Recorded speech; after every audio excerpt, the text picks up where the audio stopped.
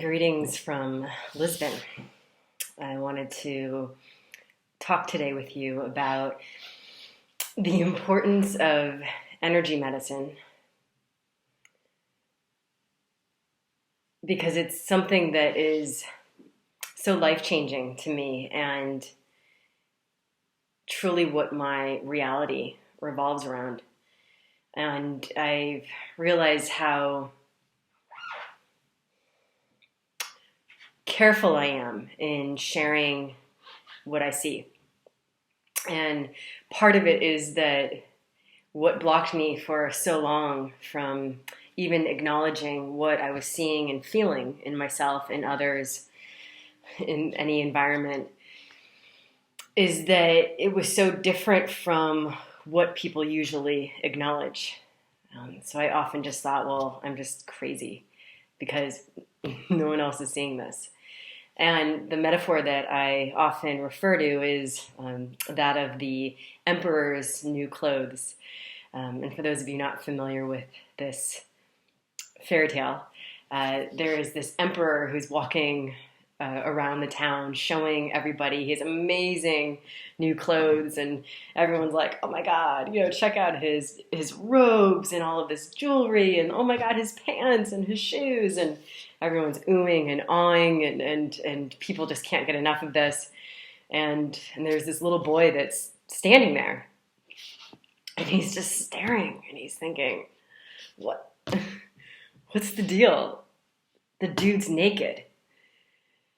And I feel like, especially with what's going on in our world right now, is the necessity, the importance of discernment, and will we have the guts to acknowledge when we see that somebody's naked?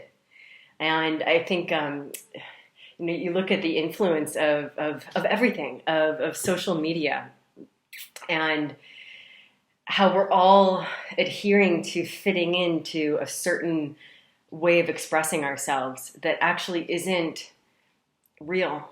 Like, it's not honest. And when I work with people, and I can say this now, I have years of success, and to me the proof is in the pudding. And I'll talk a little bit more about the process that I do. But when I work with people, really where the dis-ease happens, where the trauma happens, where our sickness comes from, is when we're not being honest with ourselves.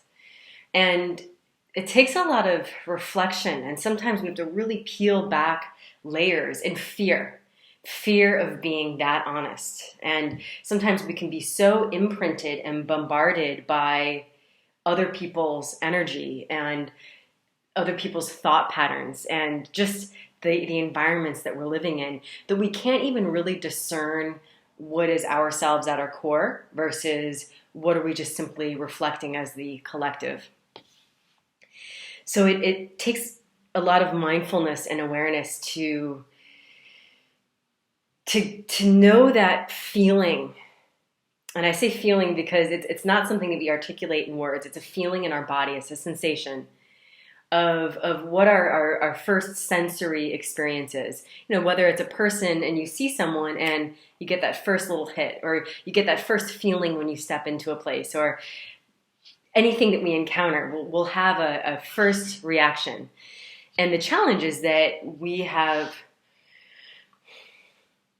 blocked out our ability to fully see and sense in a way to survive in the collective.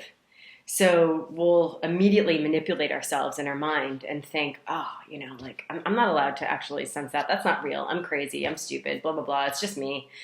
And we start to rewire so that we fit in, so that we're more harmonious, what we think we should be feeling.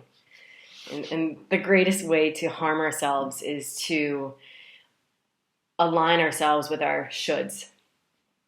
And it takes a lot of courage to be more honest and to be okay with perceiving things differently from others.